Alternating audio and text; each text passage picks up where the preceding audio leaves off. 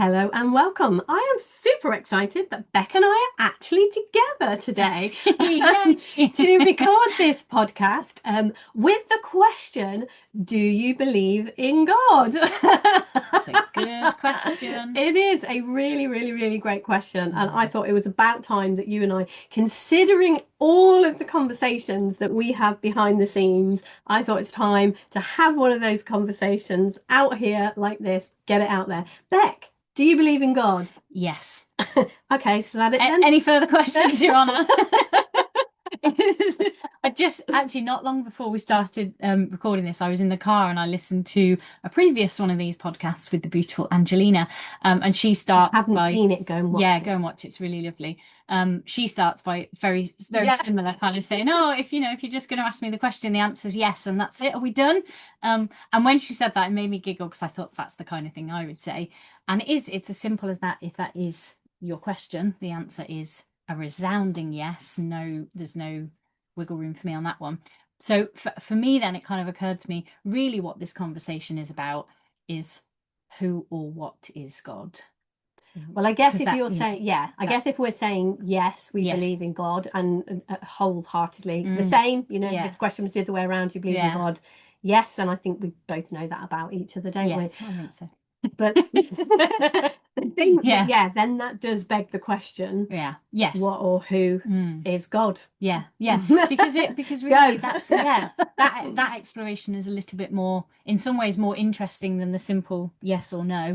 Mm, Because obviously, if it was a no, this would be a really different conversation. I yeah. actually think it'd be fun to have someone on that says no, but Well, that's for another you day. know, I mean, I am Just to see. every one of these conversations is a nudge from God, Yeah, and I'm yeah. fascinated by how who is saying yes and how the conversations, Where they go. yeah, and the ones that happen and the ones that don't. Mm, It's fascinating me even mm, from that side. So absolutely, these are God nudged conversations. yeah. And so if God nudges me to speak to someone and it is a massive big fat no, I don't, then I'm up for it. That'd be really interesting, wouldn't it? Totally, Really curious totally, conversation. totally. Um, so yeah, I suppose then the exploration today is who or what is God, or what do I see in that? Why, And I was going to even say, why do I believe in God, which is a fascinating question as well, because I was only having this very conversation with my dad, Deb's brother, on Saturday, a couple of days ago. Well, I'm dying to hear more about that. Yeah, Do tell me, do tell what was in that I'll conversation. try. Yeah, do. Do you know sometimes when you have those conversations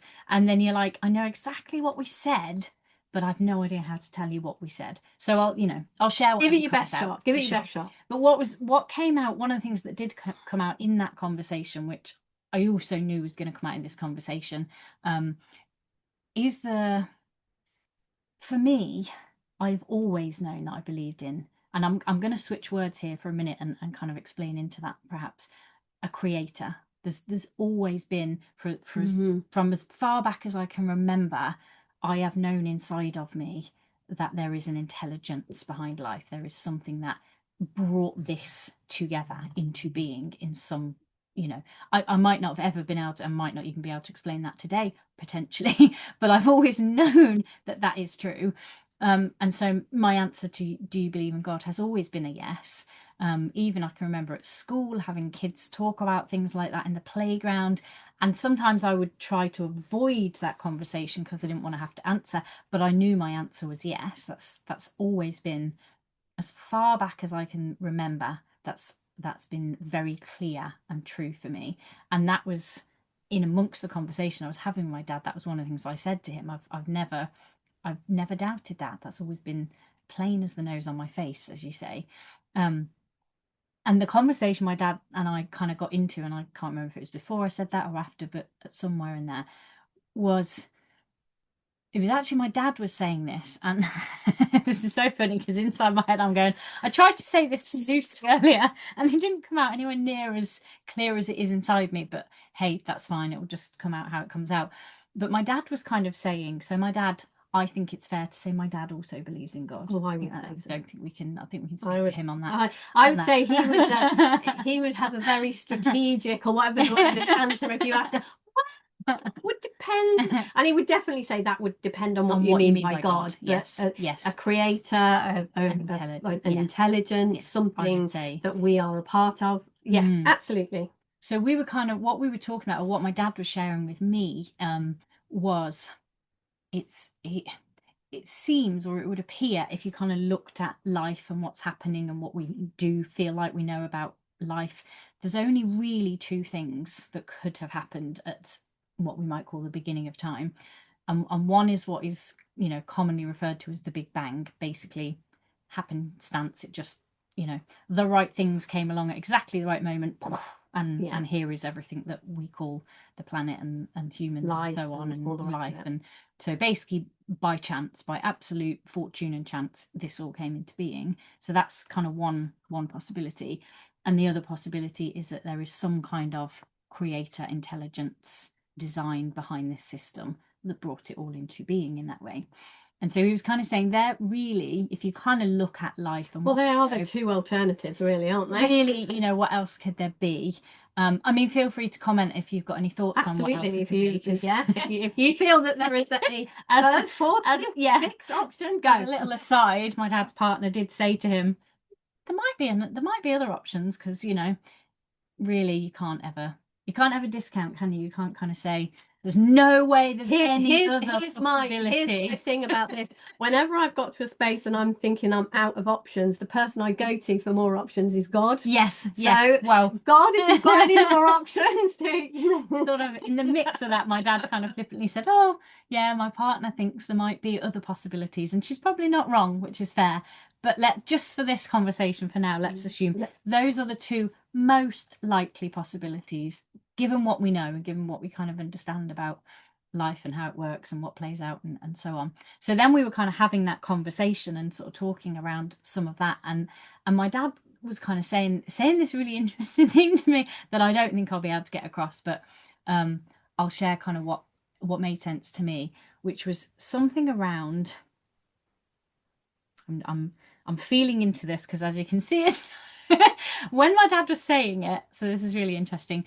Intellectually, I don't really know what he said, but somewhere in me there was a resonance of, yeah, that's I know exactly what you're saying, Dad. So that's why I'm kind of pausing as to how to put it into words, because I know inside of me it's true, and there was a resonance, but intellectually I don't quite know what the words are. But essentially he was saying, if all of this kind of came into being by chance, that it just kind of came along, then somewhere in the mix of that, time came into existence, like humans kind of brought time into the mix somewhere. So therefore, let me see if I can see this. I can see it in my head. Time doesn't really exist in the sense of Big Bang and chance and that kind of thing. It just, that's a man-made construct. That's something that got put into place, if you like, for us in our way of living. So that came after. So time came up at some point, because we kind of we feel as though we live within time. We feel as if we live within time restrictions. But if that is kind of a construction that came afterwards, man-made construction, then before that there must have been infinite time. So if life just kind of brought itself into existence, so to speak, there must be an infinite amount of time that's passed already. Like before this moment, there has to be an infinite amount of time, because we've made up time, as it were. So if there's been an infinite amount of time, then there's been an infinite amount of possibilities. Every single possibility that can be has already been an infinite number of times. And if that's the case, we would already know all of that. We would feel it. Every possibility has already happened. And yet sitting here, that's not how it feels to us, is it? I'm not sitting here going, every possibility that ever could have happened in all the infinite ways has happened. Therefore, it feels as though there must have been something that put a starting point in place, which is where the creator bit comes in. So I don't really know if that properly made sense. And I know as I'm explaining it, I can't explain it as well as I can feel it inside me. But something in that conversation with my dad really resonated. And I'm gonna have that conversation with him a few more times, because I know there's something in that for me. And it's not even about needing to convince myself there's a creator, needing to argue the points. It's just fascinating all the ways in which things show up in my life, including a random conversation with my dad, including coming onto this podcast, that keep pointing me back to that knowing in me that I said, like I said, I felt that since I was very, very young. This knowing that there is an intelligence, a creator, a designer, a something here. So it was just fascinating that my dad had a way of talking about that. My dad is he is a Bible reader and he follows a particular religion, but he's very open. Like, we have some incredible conversations. We can have we can question stuff, like we question stuff together. And so it was interesting because his kind of concept in that moment was, we can talk about a creator without even having to open the Bible, because it's there, it's out there in life, it's demonstrated in life. And I think that's, for me, when I said earlier, yes, I believe in God, so the actual question, or the actual exploration today is, well, who or what is that? And for me, that is definitely an intelligent creator, a divine being feels too limited, but a divine being that has put everything into place, has brought together all of the things that need to be together for life to be happening. And then what I see is, like, on a really, that's kind of a real general level, like, there appears to be a planet, there appears to be human beings and animals and an ecosystem and all that. But then on a really personal level, who God is to me is that aliveness in me, is when I said what my dad was telling me or sharing with me resonated for me, that's the aliveness, that's the godness, that's the it's like tuning forks, they kind of come to the same balance, don't they? Alignment. Alignment. Thank you. That's the word. It's like an alignment thing. So as I'm hearing that from my dad, as when we have conversations, just all sorts of moments in my life, there's something in me that kind of wakes up, and that waking up and that aliveness is what, for me, I would call my godness, the godness within me. And that, I think, to me, that's what God is. It's a living, breathing part of who I am, as well as the living, breathing entity of all things. Like, it's in all things. Does that make sense? Yeah. I just thought I would check in with you because I know we wanted to have a conversation here, and I've rattled on for a minute. So what are you hearing in some of that? And pull a few bits out and let's. I think for me, when I was listening to you, there was nothing you said there that I didn't resonate with, that I wouldn't say is true. And almost when you set out to, whether you set out to prove there's a God, or whether you set out to disprove there's a God, I think you almost certainly end up coming to the same sorts of conclusions, don't you? It's like, well, and like you say, that the whole thing with time, that's fascinating. It's a human construct where, that totally makes sense. What was coming to me when you were talking, it was like, so I definitely am a God person. I love the word and everything about God. But one of the reasons for me that I like God and like the conversation, and I'm interested in this conversation, is because of the difference I think it makes on a practical level. Like, I mean, all of those quantum physics conversations, does time exist? All of those. And to me, they are the kinds of conversations that seal it for me, that, this is where it is at. And then I like to go to that place. So when you were talking about the resonance, the feelings, the knowings, all of these, the things that come to me is the moment when I walked onto this piece of land where we are. There was, God did something. God put a knowing in me. Something happened within me. And that's something I'm getting more and more familiar with, as in, I have conversations a lot. I love having conversations with God, and I love feeling the moment in myself. And I don't think this is necessarily a God to me thing. I think this is a me to God thing. I love the moment when God enters, Yeah. if you like. When I'm having a conversation, when there's a problem, when there's something difficult, when there's something amazing going on, whatever it is, when I feel the shift in my energy of that moment when, God just, and I think it's me I think God is always there. Yeah. God, like you Yes, said, it's God you is that- in everything. Yeah. I think I forget that God is in everything. I think I forget to include God in everything. Yeah. And then those moments when for whatever reason, I remember I can feel the shift in energy, and I'm really, really, really getting I don't know, a desire to have that as so much. It's literally like, oh gosh, I want that. It's such a beautiful feeling. So to almost in one sense, I guess, then shift the conversation to the practical side of it, potentially. I don't know. Is that a place to go? Yeah, that like when I kind of said earlier, the question of who or what is God for me, that definitely then, you know, when I kind of what I was just sharing then around that aliveness in me, which I think is, you know, exactly what you're just saying there. It's when God enters, when God is involved in me, my conversations, my decisions, my judgments. There's a real difference in that for me. And that there was something, and there were two things that really came to me when you were sharing that. And one was this has always stuck with me from, I don't know, I must have been late teens, and I was watching a TV show where a character, her husband was in hospital and he was dying, and she was with her granddaughter, and her granddaughter was, you know, had a real problem with God and whatnot, and the lady was a strong believer and you know, read her Bible and all this, and she said to her granddaughter, I'm just going to pray, and her granddaughter says, oh, I don't know what you're going to pray for, God won't change his mind.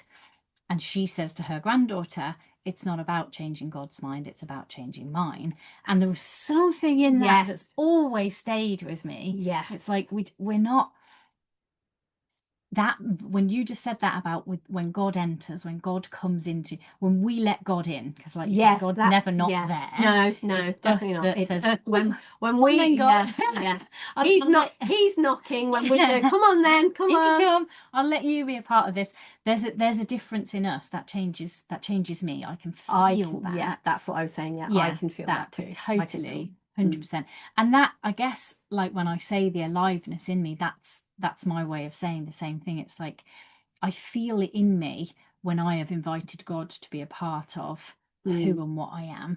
And there was something for me, something that happened yesterday actually, where I saw this play out, or I watched the moment where I didn't invite God in, and then I watched the moment where God's like, I love it. I'm just going to keep knocking anyway and see what you do with this. Yep, God. So what happened was, I spent some time over the weekend with my sister, and she lives about an hour and a half or so drive from my house, and I was due to come home yesterday evening, and we'd been out for the afternoon, and when I got back to my sister's and was packing up my stuff and putting it in the car, I kind of just said as I was doing it, oh, I don't really want to go home tonight. I'd rather just stay here and get warm and hang out and have dinner. And I felt myself, you're laughing because you know the end of the story, but no one else does yet. There's no spoilers. So I'm kind of having this moment of, oh, I kind of wish I was staying and blah blah blah. And my sister, you know, this is the kind of relationship we have, she just says, oh, you know, you can stay as far as we're concerned, that's not a problem. And I kind of do that, oh no, I'll get on the road and I'll be home and I've got stuff on tomorrow, blah blah blah. So I pack my car, and I get on the road, and less than 15 minutes from my sister's house, I haven't gone more than 15 minutes, and I hit standstill. There was I assume there was some kind of accident or something had happened on the road ahead. It's a single carriageway, so there's kind of no maneuverability at this point. I'm just sat in traffic, and I move forward in a space of about 15 minutes, maybe 5 car lengths at the most. So it's very, it's like, oh, I'm not going anywhere here, am I? And the whole time. Perfect time for a podcast, I think. Perfect time to go, oh, God, hello. Conversation with God. You just told me I wanted to stay at my sister's tonight, didn't you? And here I am sitting in traffic. Oops. So I sat there for probably about 15 minutes, and I could feel myself pulling back and forward. I could feel the, no, just sit it out. At some point it will move, etc. You know, and all the justifications of, it'd be nice to be home tonight. I've been away for a few nights. I've got some stuff I could do with doing tomorrow, so it'd be better to be at home.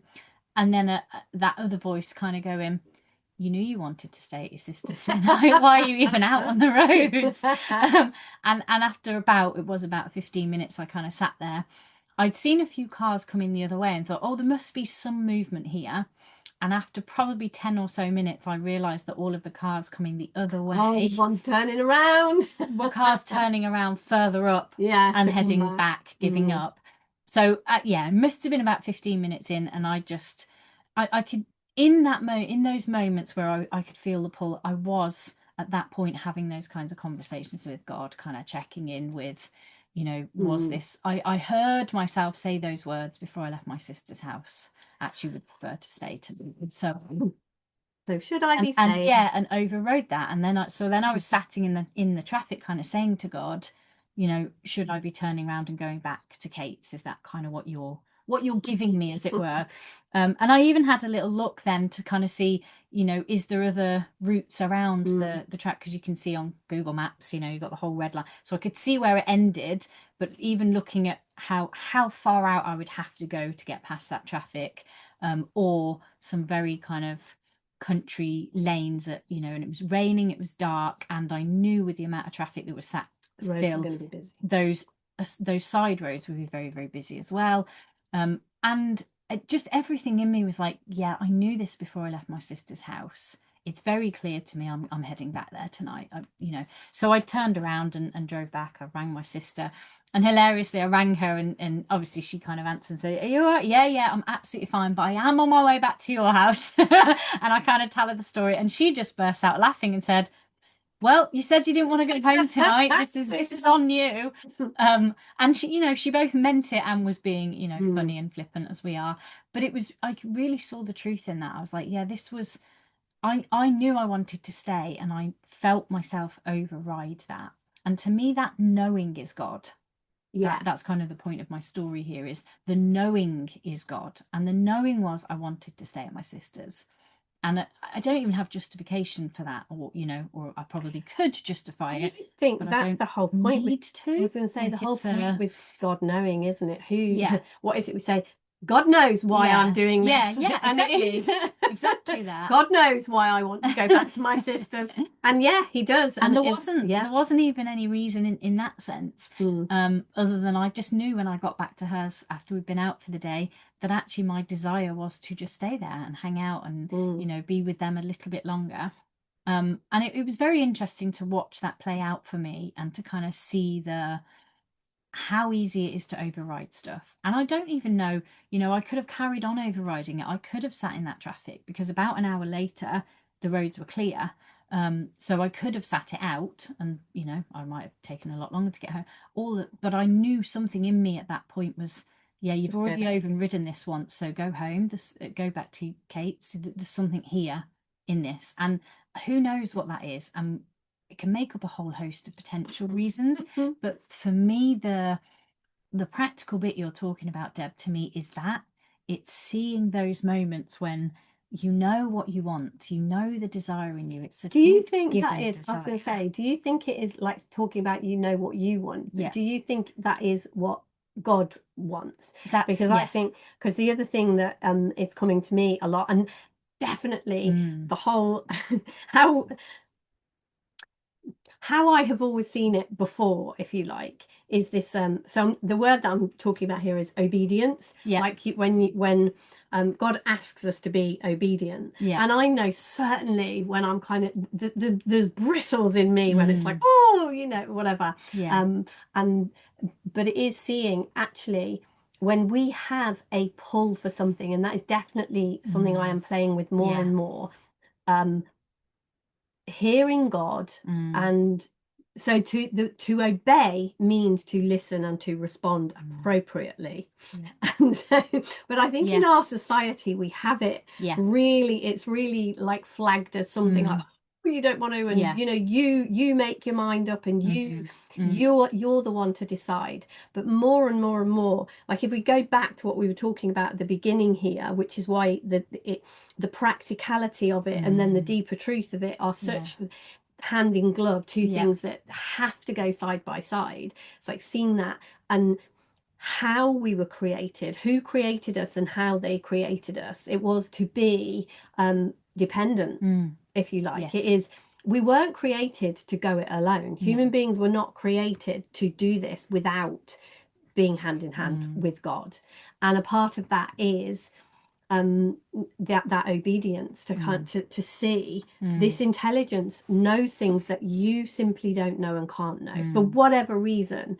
Like, even if you look at that you were talking about at the beginning, I have no recollection of being here before the Big Bang. I have no recollection of what that is, what that means, when time started, when there wasn't any such thing as time. But to me, God, our creator, knows all of that. And even if God were to tell me, I don't think that God is purposely keeping me in the dark, but I just think it's in human form, with the way that we have of knowing things. We can't know that in this form.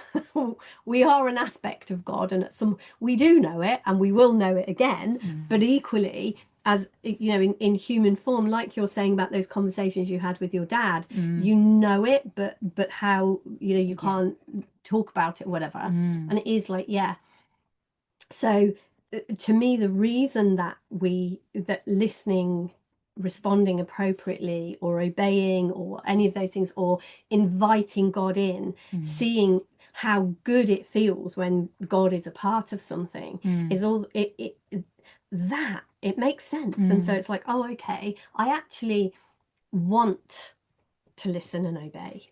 I want to respond appropriately. And definitely, if anyone knows me, if you know me very well, if you've done any courses or anything with me, you'll know one of the big things for me is play with it.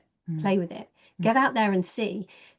Have something like this, like a knowing in you to stay at your sister's, and don't override anything. Just do it and see. Play with it yourself, because your own lived experience is your best teacher. And more and more and more, even this podcast, even everything that we're doing, it's like, okay, listen and respond appropriately. Talk to this person. God says to me, reach out to this person. I reach out to that person, and they respond, and it's literally like, wow, I didn't see it working out that way, and that wouldn't have been somebody I would have spoken to. Again and again and again, it happens that way. And definitely that, like, when I said a minute ago, doing should have done, because I also see the beauty in what played out, which is an incredible part of the creation here, is I overrode something and still something beautiful played out. That's incredibly clever, and maybe a podcast for a whole other day. But in that kind of moment when I sort of said, I could have followed what I wanted, I could have gone with what I desired. Like, even as I said that, I was like, and I can swap the word me, the me for God there. And when you kind of said earlier, when God enters, it's like, because there's no separation, because I am God and God is me. Often that's how I'll talk about it. Oh, I wanted to stay at my sister's, but I am God. So, for me, that's interchangeable. And I see that. And then there's the moment where it's like, when God enters, I feel like I want to stay at my sister's.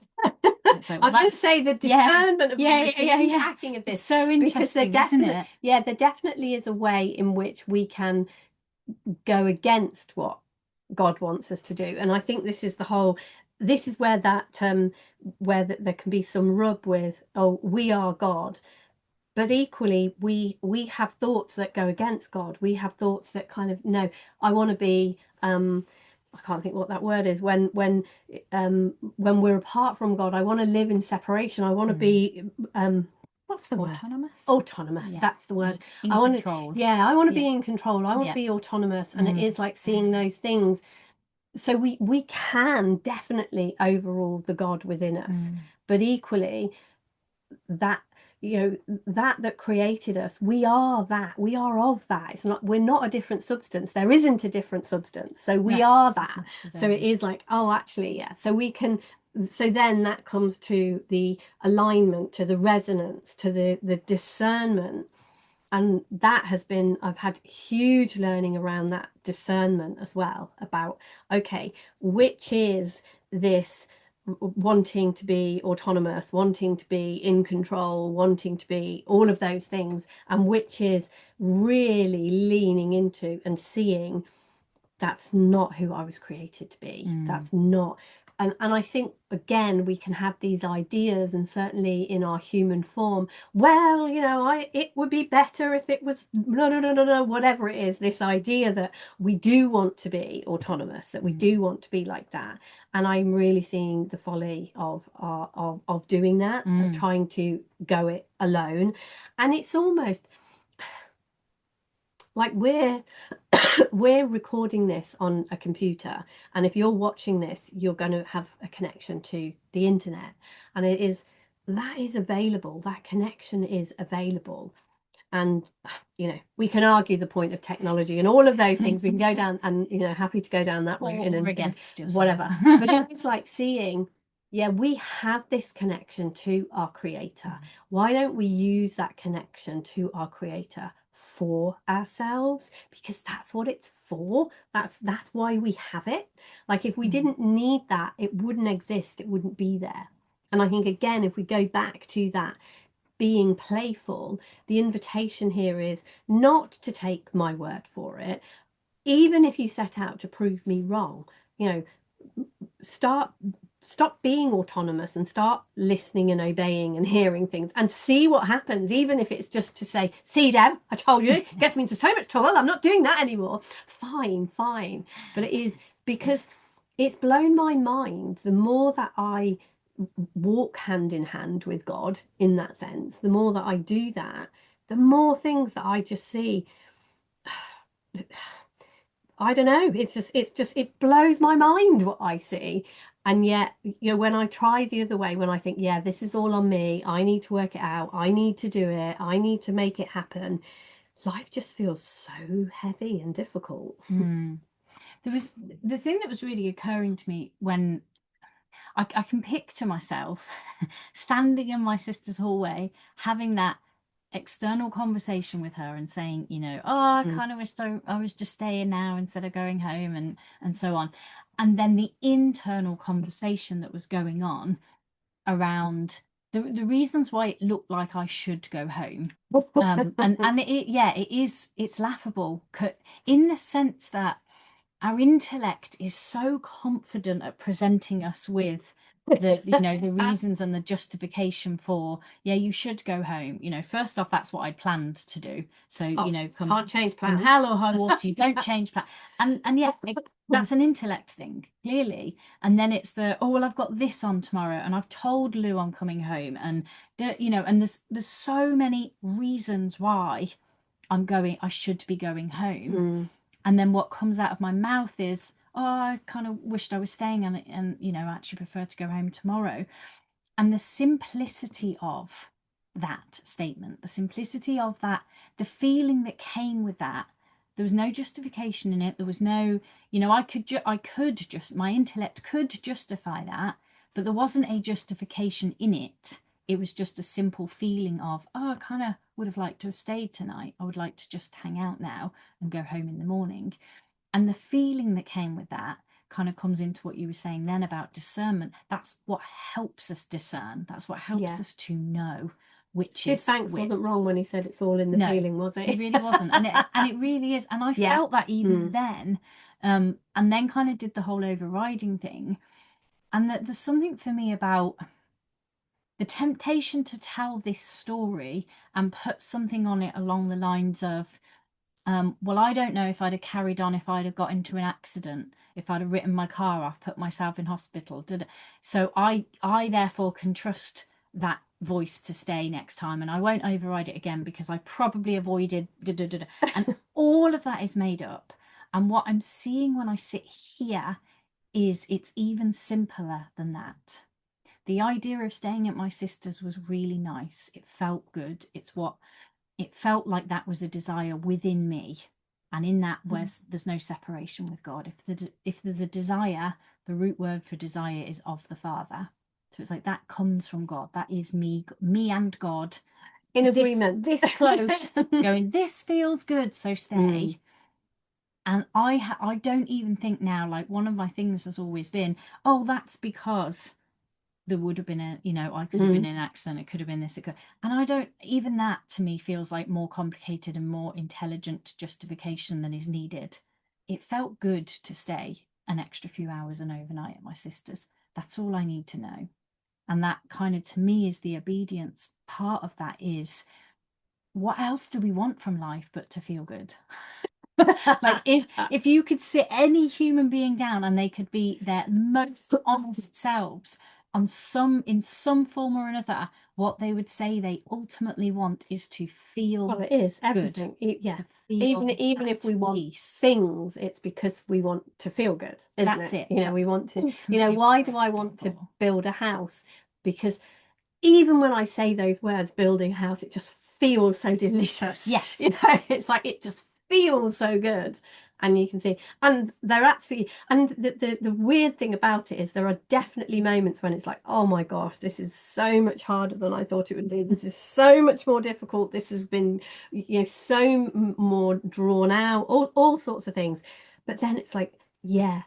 And the actual doing of it and staying in the game feels so delicious. Because what do we want? We want to feel good.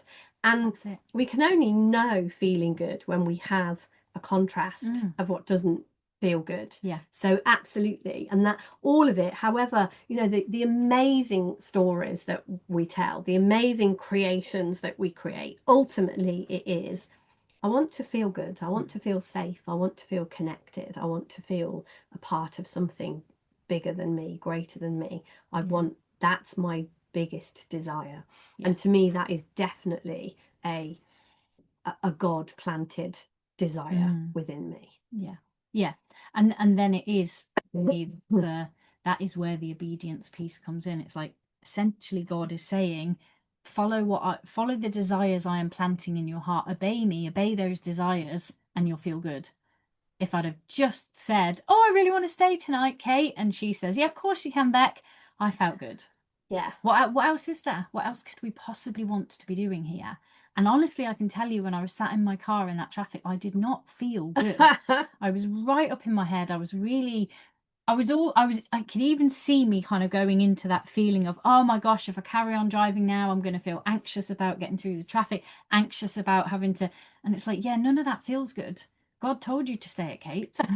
Why are you out on the road? And it is laughable. And I love how this creation is so perfect that even in that moment of overriding, there was more joy to be found, because it was really fun then. No matter what you go do, back. It is a bit like a sat nav, isn't it? You completely ignore it. Turn left, completely ignore it. Okay, rerouting you, and it's like, okay, next left. Oh, you completely ignore that. All right, well, you've got to the point now. We're going to have to go here, here, here, here, and here. But it's so amazing and so beautiful that no matter how far off track we get, we just continue. This power just continues to reroute us, to reroute us, to reroute us. And like you say, the beautiful learning that there is in that. Yeah. All of this with the house, everything that's going on, all of it with my life at the moment, to be honest, on so many levels, in so many ways. But the invitation to grow, to step into more, is just massive. And then the moments where I do not listen and respond appropriately, I kind of go, yeah, like I see my 5-year-old niece doing when my spirit's telling what to do. Exactly. No, I don't want to do that. Exactly. It's so easy to do that, and yet, part of the game that I am playing at the moment is, okay, what happens if you listen and respond appropriately? Which is how we ended up sat here. Yeah. having this conversation. And those are the conversations that you and I are having, like Bec and Deb, raw, and we have so many really, the unfiltered stuff. We have so many really deep conversations, and God was like, share them. And I really, it's the same. I have a few things at the moment that have the same kind of knowing in me as when I stepped onto this piece of land. It's like God said, when I stepped onto this piece of land, God said to me, that is your land. You're going to live there. That's your house. And I was like, okay, fair enough. And it looked completely and utterly impossible. And we're still a good way away from that. I mean, we are living here and I have got a home here. Yeah. So there is some truth in that, but it's still, And I have some other knowings, some callings, some really, really, really deep callings in me at the moment, and some of it is absolutely to do with the times that we are living in. I think we're living in unprecedented times. I think, I mean, when you look at the history of the world, I don't think there's ever been a precedented time. Exactly. What even is one of those? There has been a time when, like this. I don't think it's all, every day, every moment is new, isn't it? Yeah.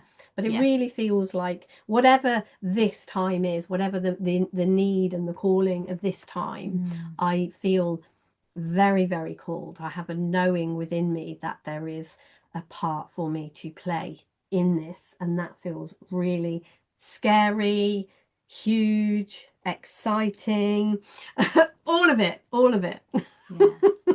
Yeah. I think the last thing I want to say on the podcast today, it was just occurring to me as you were saying that about kind of what inspired some of this and the loving experiment is, well, what does happen if you just follow those nudges, if you hear God and do what you're being asked to do? What occurred to me in the mix of that was, because I've got about 40 years of experience not doing that. So I know what happens when I don't do it. I know that. Oh, me too. I have plenty of evidence about what happens when I don't do that. Absolutely. So the invitation. So watch this space for the next 40 years of what plays out when we actually experiment. And I guess the invitation is join in the same experiment. What happens if you are called, if you have these knowings, if you have these resonances? What happens if you listen to them and respond appropriately? And we would love to know. Let us know. Comment below, or we'll catch up in 40 years and see how you've got on. Thank you. Thank you. Thanks, Bec. And thanks, everyone.